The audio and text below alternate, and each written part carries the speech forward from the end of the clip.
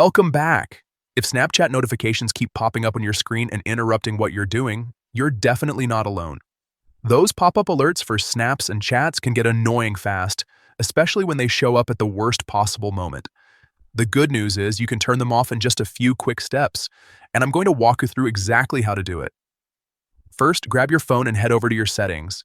This is where you control how apps behave on your device. Once you're in settings, scroll down until you find apps, then tap on it. You'll see a full list of all the apps installed on your phone. Now look for Snapchat in that list and tap on it.